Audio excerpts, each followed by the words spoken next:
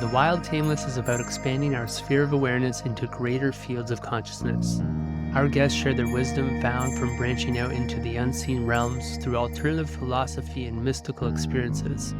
We focus on the soul component of the human experience and also touch on mind, body, and heart as we introduce pragmatic practices to create a meaningful and fulfilling life. We touch on modalities of health, ceremony, and ritual to help people harmonize their own energy and open up to the magic around them. The Wild Tameless is nature. It's the human spirit. It's music, art, and creation itself.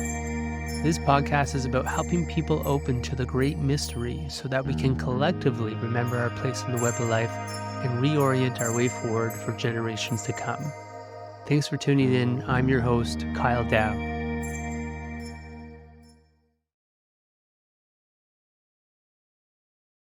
What's up, everyone? Welcome to this episode of The Wild Tameless. This is going to be the first episode of 2024, and it is my intention to drop one of these episodes per month.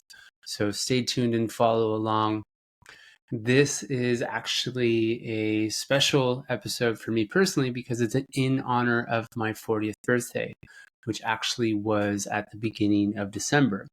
And I attempted to record a podcast at that point in time, and it didn't turn out quite as I liked. So this is a do-over. If you're hearing this, then I think this has gone good enough. And that's what I'm going to shoot for today, is just good enough, because I'm actually sharing many different tenets and personal beliefs that shape my worldview. So it's quite complex. And these are the things that I've come to believe in that serve me as life-orienting values after 40 years of this life on Earth. And they're all kind of intertwined and complementary, which creates this level of complexity. Like, I'm trying to share how I see the world. So you could imagine that it is challenging to get that out in a coherent way. And I'm actually going to write about it at some point, I think, so I could be more precise with my language and articulate with my thoughts. For the time being, we'll just see how it goes. I do recognize this point in my life as a midway point.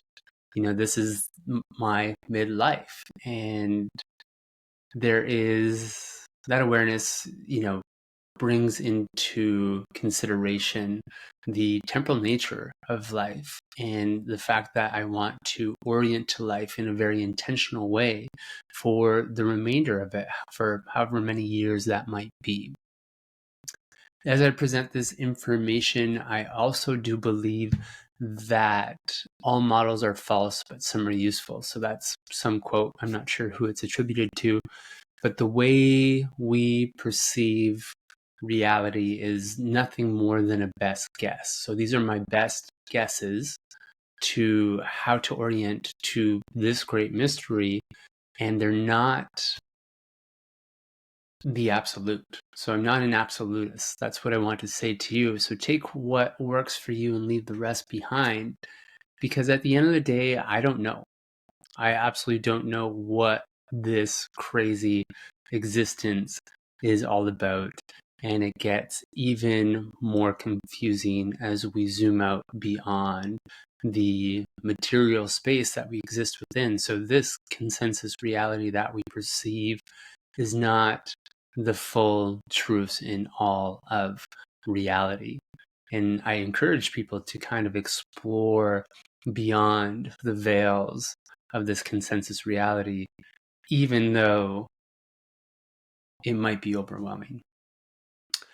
With that, I'm going to dive right in. I'm actually going to share the 8 tenets, these buckets that I've lumped ideas into so you can know what to expect. And the first one is live life intentionally. And then we have discover who you are. Life is a spiritual experience. Practice nature connection. Honor the feminine. Recognize the infinite game. Discover the meaning of life. And all my relations. So those are the titles, the tenets that we'll be unpacking throughout this episode. Number one, live life intentionally. And you think that would be a given. However, I don't see it practiced in, I guess the majority of people that I see living this life. And that's because we are conditioned to believe life is a certain thing. Again, that reductionist materialist approach to this existence. And with that, it's a flawed blueprint that is based on consumption, capitalism, and materialism. So we're told that the way this all works is that we come up through childhood and adolescence. And I would argue that there isn't many people that mature beyond adolescence. I would say even myself, my critique would be that I haven't evolved into adulthood because I haven't had the right initiatory practices or rites of passages. And I do think we can evolve with the appropriate intention, and I'll get there someday. But Bill Plotkin, for example, says that 80% of people die without making it past an adolescent mindset. And that's because, again, we have that limited awareness of what life is all about. And the blueprint typically is go to school, get a job, get married, have a family, rinse and repeat, which there's nothing wrong with that. That's a wonderful way to experience life. But what gets lost in that is the spiritual experience. So the recognition that there is something beyond form or beyond the normal perception of senses. And the saying goes that we are a spiritual being having a human experience instead of a human being having a spiritual experience. So there's this consideration of the matters of the flesh versus the matters of the spirit. And we have to consider that spiritual element, and we'll continue to unpack this as we go. But ultimately, this is like the game of life. It is functional to think of this as a game, right? So like a first-person player game in any video game, we get to walk around this world and acquire the skills we need to go on the mission or to defeat the boss or whatever it may be. But since we have this conditioning, we're told what this game is all about. So if we have the independent thought to explore this reality according to our own free will, not according to what people tell us to do, then we can figure out what it is that we actually want to experience. What is your mission? What is your purpose? And these are big contemplations that take a while to figure out. And I would say after 40 years of life, I have a decent orienting mission, and it still needs to be refined. I ask myself, my higher self and kind of like spirit for guidance all the time. What is mine to do? What is my purpose? What is next?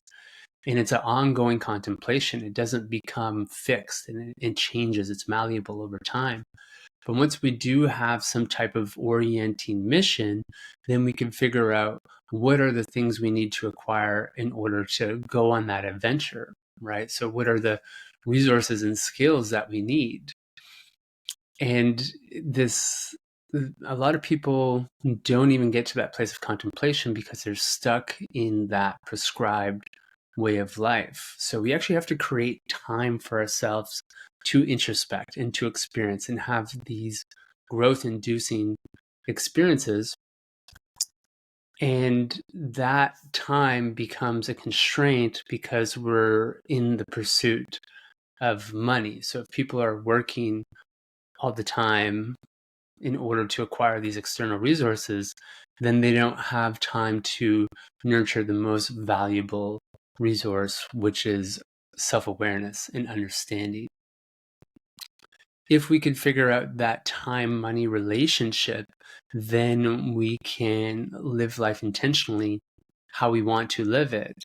And often that orientation for how we want to live it is based on our devotion. So we're trying to figure out what it is that we're devoted to. There is a Platonian philosophy that the fundamental values that do determine the overall value of anything is it good, true, and beautiful? Now, is it good is a intersubjective consideration. So we might agree ethnocentrically what is good and orient towards that. Truth is something that's meant to be objective, so a conclusion of science, but even science is the best guess. It's not the absolute truth. So we have to hold that with a grain of salt as well. And then what is beautiful is completely subjective, right? Like, I think the piece of art behind me is beautiful, and many people won't resonate with that skull because they don't understand the symbolism of it and what it represents. And they probably don't know what it subjectively represents to me. So it's going to mean something different to every person that looks at it. With that, we can't expect people to understand our orientation to life and what we devote ourselves to. So in that devotion, there are other things that are going to fall to the wayside. We actually have to let things that are good, true, and beautiful die to what is more subjectively good, true, and beautiful to us. That particular orientation is assisted by tenet number 2, discover who you are. That's what it's all about. Who am I? And even that is a model that's incomplete. It becomes a best guess because, again, we have a limited perception while we are in this human body. So my best guess of my character is still not the full picture of what I am as I exist in different layers of reality. Now, the first arc of life is what I described earlier, right? The establishment of ourselves within society as we get an education, get a job, build these relationships, maybe have a family. And a lot of people get to a place where that feels insufficient for their own fulfillment. And they begin the second arc, which is one of dismantling the ego, recognizing that we're not just our human or our persona or who other people think we are. And that's the process of the introspection. So this often starts later in life. And what I was proposing in living that game of life intentionally is that we could begin the second arc much earlier in our experience. And that second arc would be included in these different initiatory practices. The ego, in my definition, is the story of who we think we are and the story of how we think the world works. And those very much are conditioned and also are products of trauma. We all suffer varying degrees of trauma. There's capital T trauma where something might be very overtly obvious in our experience, right? Like any kind of physical abuse that we suffered when we were young, verbal, sexual abuse, right? These are things that we recognize as being formative. And there's also small t trauma, which would be developmental trauma. So we all experience developmental trauma based on the fact that we have imperfect parents and our needs are not met 100% of the time. And that shapes our behavior to get what we need in the moment. And that continues to express itself throughout our life. So there is a measurement of nature versus nurture. The result of our trauma is the nurture, and what we want to get back to is our true nature, which is beyond the story of who we think we are. And this process comes through mindfulness. So constantly being aware of our behavior, our emotions, and our perceptions, our actual worldview, like the beliefs which shape the lens that we're seeing the world with. And as we practice mindfulness, what we get to recognize is our fundamental state of being. So how do I feel in this moment? What am I experiencing in this moment? Am I elevated and agitated, or am I calm and peaceful? And with that self-awareness, we can intentionally decide how we want to show up, right? This is within our control, and it often comes through the ability of moving through things, moving through those energies that are presenting themselves. For example, if I'm sad, okay, why am I sad? What do I have to learn from this emotion? And going through it intentionally so that I could get back to a state of peace or whatever it is that I want to reside within. Perhaps I want to be in a joyful state. That can be curated with this awareness, this process of awareness and mindfulness. That ties in nicely to tenet number 3, which is that life is a spiritual experience, as I've already alluded to. And spirituality is going to be defined subjectively by each individual based on how they orient to life. I would say that a good universal understanding of it is that being spiritual is a matter of responsibility.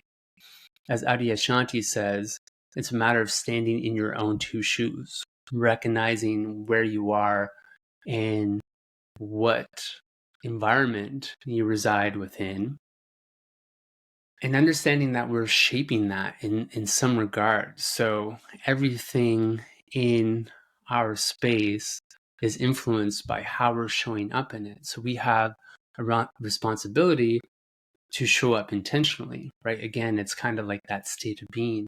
Am I showing up in an angry state and creating disharmony around me, or am I showing up in a peaceful state and therefore creating harmony around me? Because this is also a function of connection. We are connected to everything around us. Everything has a energetic body, a spiritual essence, and everything is intertwined, interconnected in this great web of life. So therefore, our actions, our behavior, our vibration does ripple out into the world, and that will be reflected to us as well. So we can look at our entire experience, every different dimension of it or different components of it, and take responsibility to shape that intentionally, right? So this could be our work, our vocation, our relationships, our physical health, our mental health, our spiritual health, ultimately is what we're talking about, is we want to shape those things intentionally. So taking responsibility for the experience that we're having. And as we do this, this is really a process of growth, and the evolution comes from healing, comes from the balancing and harmonization of those things that aren't in that harmonized state. Looking back at past experiences and finding forgiveness for ourselves or forgiveness for others that we perceive to have harmed us. And often this process is aided through counseling, different self-help practices, and ultimately ceremony. Now, when I say ceremony, a lot of people in this modern day instantly associate it with psychedelics. So I'm going to speak about that briefly and unpack it elsewhere. I would say I do have a long form article on my website that you could check out that kind of shares my entire perspective on this psychedelic renaissance.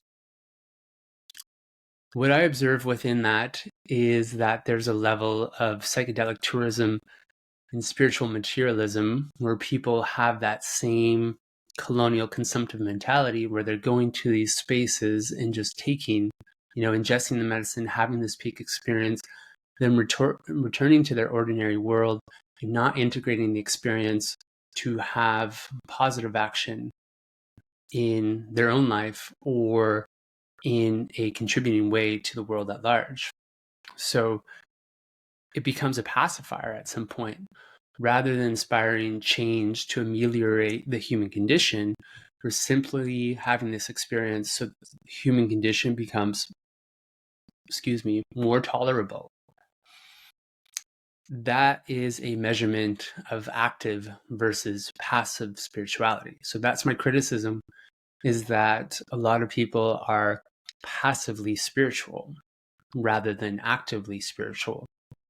The difference, for example, would be somebody praying for the elimination of world hunger, right? So the prayer that everybody in the world have enough food and to eliminate starvation, because really, with our level of world wealth and technology, world hunger should be eliminated rather than having people race off to Mars. That's a passive prayer, and an active spirituality would be going down to the homeless shelter and actually feeding people, or growing food and distributing it that way, or finding some other creative way to ensure that people have the nourishment that they require. Tenet number 4 is practice nature connection. This is where we can find ceremony as well. So ceremony isn't always the form of ingesting something exogenous to then have a altered state of consciousness, but we could reach that altered state of consciousness, reflection, and introspection by connecting with nature and going through these ceremonial practices, like a fire ceremony or a water ceremony or a full moon ceremony or any other ceremony or ritual that honors the cycles and the rhythms of nature. Ultimately, we are part of nature, and there's so much magic to be found there. Simply walking into the woods, into the forest, or sitting by a body of water or a river is enough to change our state of consciousness. In that, it could be grounding, it could harmonize our energy, it could bring us back to that state of being that is peaceful. And in that, things also become clear. As the dust settles, we can recognize what is in disharmony, what is the thing that is bothering us. And in using these elements, we can let go of things. We can let go of things, and we could also call in things. These elements that we take for granted, the earth, air, fire, water, these are primordial energies that shape existence on this earth. These are nothing short of gods. And we consume water as though it's just this convenient element that's there for the taking. Really, this water is intelligent, and there's an opportunity to commune with it and to use it intentionally to further connect ourselves in this great web of life and also support our personal evolution. So we could pray to the fire, we could ask for clarity, we could sit there in meditation with it and see what we need to see in that reflection. At the end of the day, these great archetypes are what shape us, create us, and guide us. So the sun we could perceive as our father. Without it, there would be no life on earth. And the earth itself is our mother. With that, we owe a great deal of respect to it. And this is not practice, again, in that consensus reality and the conditioned human experience through that extractive capitalism. That brings me to tenet number 5, which is to honor the feminine. To honor the feminine would mean to honor and revere this great mother, our earth, and operate in a way that is sustainable for the future generations to come. So the earth itself is our great mother, and we also have the actual feminine in form, right? The females, the life givers of this planet, of our civilization.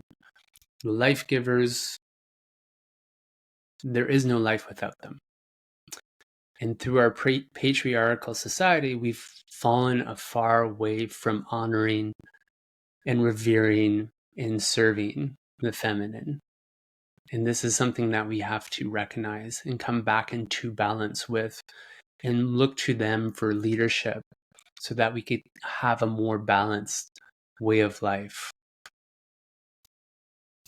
An elder once asked me, what is it that I am willing to bleed for? And really, I'm still trying to figure that out. What is the thing that I'm willing to sacrifice myself for, and potentially even my life for? The females of our species bleed every single month for life on Earth. That is such a potent sacrifice that they make for all of humanity, for life on Earth. And we do need to offer greater reverence and service to the females.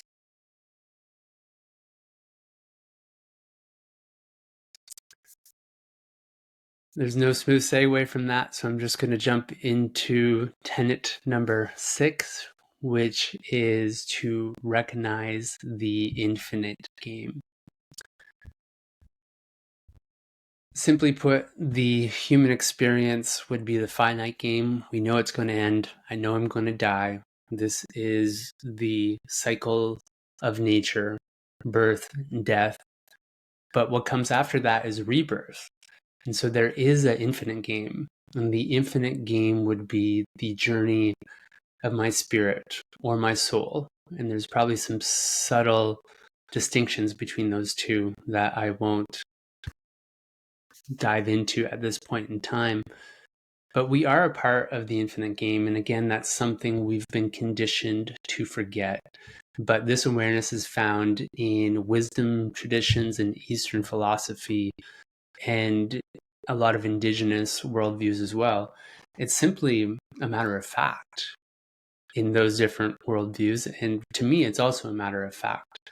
I have had enough direct lived experience, embodied experience, to know that my experience of awareness will continue beyond this form, right? Like Ram Dass says, death is perfectly safe. It's like taking off an old shoe. So I'm really curious to see what comes next, because I don't have a precise knowing of that transitory experience. But I do know that death is a transition point and not a termination. We can see this from a spiritual lens, and there's also science that is catching up with this spiritual awareness. So, for example, for those of you that want more rigorous evidence, I do encourage you to find a way to have that direct experience that probably only comes in altered states of consciousness or insightful moments, perhaps that are found in nature. But there is a book called Life Before Life by Jim Tucker, and it is the documentation of this 40-year study at Virginia Tech, where there is over 2,500 cases of children who have spoke about past life experiences in a way that is scientifically verifiable. So they're able to go back in the different history records and confirm that past life. If that really calls to you, you could check it out. Otherwise, you could keep on leaning in, right, to your own questions of knowing, the contemplations that get us beyond this material space to a more expansive state of recognition for what it is that we're a part of. So if we just keep on going through these cycles of life, these incarnations, what's the point? And there are different worldviews that have best guesses at what the point is. Some people say eventually we want to ascend and get off the wheel of karma. So we're down here to have this experience. Life is school. And as we continue to learn and grow and evolve in balanced karma, then perhaps we can graduate to whatever is next. And I don't know if that's exactly it. I do know the only thing we really truly know is that we are having an experience and that we can make the best of it in whatever way we see fit. Again, that's a measure of living life intentionally. At some point, these spiritual explorations bring us to a place, like a residing place of contentment in the present moment, and perhaps the recognition that there's actually nothing to do, right? If it just goes on and on and on, and I'm just here having an experience, there's actually nothing to do. Eckhart Tolle, when he had his first moment of realization, so he's written The Power of Now, and I forget his other significant work, but he just sat there on a park bench. He's like, oh, there's nothing to do. And when we get to that state of stillness and connection, we could have complete contentment and peace in the present moment. And of course, we will do something at some point, because if we have complete passivity, we're just going to die. We're going to waste away. And some yogis have been content enough to go and hide themselves in caves, and they've actually been able to sustain their existence without what we think as being the requirements, so food and water. They've been able to be in that place of connection where their human form has continued to exist over the years, and then people would come and find them and interrupt them in their process of whatever it is, meditation, let's say, and bring them out to be teachers. And there's stories of these different sages who were then trying to teach the unteachable, and they would just kind of like scurry off, sneak off, and go back to the cave, because that's where they found their ultimate connection and value in this experience of existence. This contemplation of the infinite game could be enough to cause an existential crisis. It's like, okay, if there's nothing to do and there's no point, well, then what am I doing here? What is this thing? And that brings us to tenet number 7, discover the meaning of life. I don't think there could ever be a universal meaning of life. So I do encourage each individual to find their own meaning of life and to create meaning in life. This was Viktor Frankl's teachings. He developed the therapeutic model of logotherapy, recognizing that the most important thing for any human being was to have meaning. And without meaning, we're lost. That meaning could revolve around purpose and mission. And maybe the meaning of somebody's life is to be a parent, to actually procreate, which is something, that's a biological drive and instinct. But being a great parent, or being the best parent that we could be, is a great meaning. So it doesn't have to be something grandiose. It could be something really simple, like being kind, for example. Ram Dass's teachings basically boil down to being kind and being of service, and that is demonstrated through his interaction with Maharaji, where he says Maharaji was his guru, and Ram Dass purportedly says to Maharaji, what is it to know enlightenment? It's like, how do we know enlightenment? And Maharaji says, feed people. And Ram Dass is like, feed people. He's like, maybe that got lost in translation. He's like, what? Like, how do we know God? What is it to know God? And Maharaji says, be of service. Feed people, be of service. Feeding people could be quite literal, like the example earlier, or it can mean providing something that people feel vacant in. If people feel vacant in their own meaning, then we could offer them ways to find meaning. If people feel vacant in joy, then perhaps we find ways we be of service by helping them find joy. There's ways to help and be of service in everyday life. It doesn't need to be grandiose. Once again, maybe it's just offering a smile to somebody as you walk by. Maybe it's a matter of holding a door. Maybe it's a matter of helping the neighbor shovel their driveway. All these different ways where we can emit that positive vibration through our state of being and affect our environment positively. Again, connection and responsibility for our influence within that interconnected field. Ultimately, what we're trying to do is to alleviate suffering. Again, that's a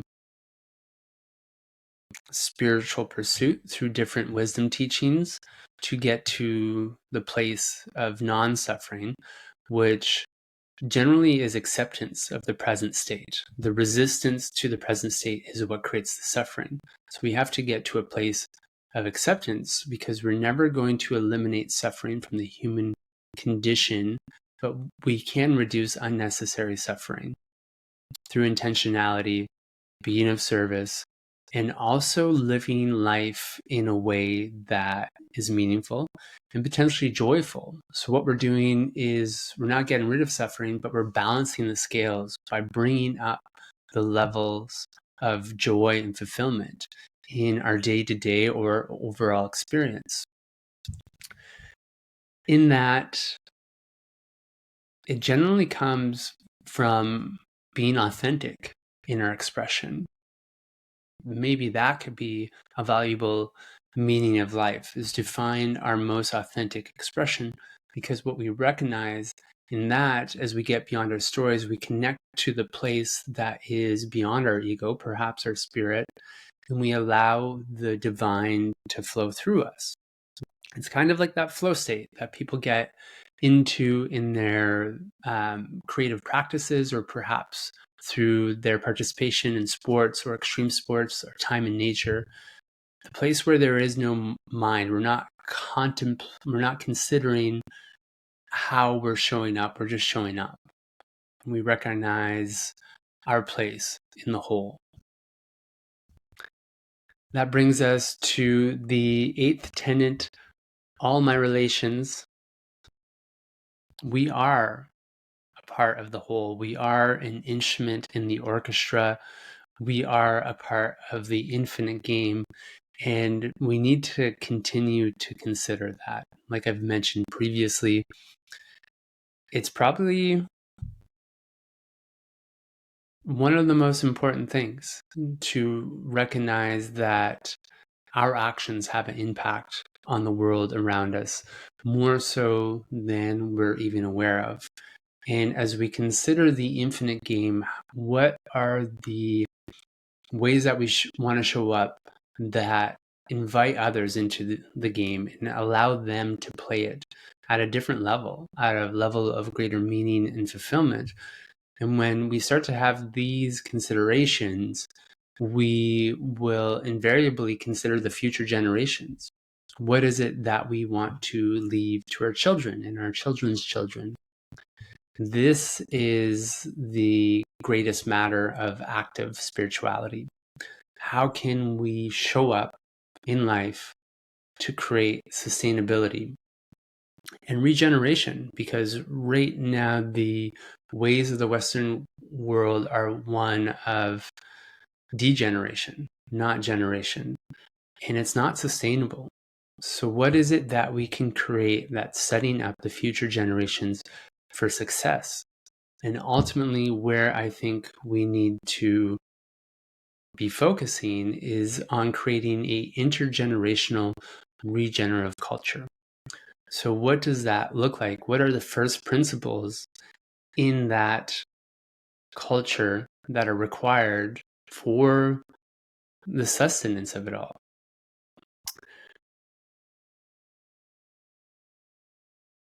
Ultimately, we do have to get back to the simple practices of nature connection and connection among each other as well. Our interrelational health needs to be optimized in order to create beauty.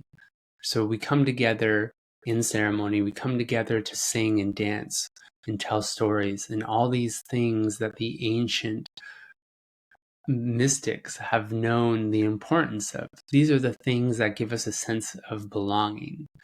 And in that belonging, then we can show up as our best selves. We can surrender to the flow that wants to come through us, and we can continue to create beauty in the world. That's all I got for now. I hope some of that landed. I hope it was clear for you and made sense.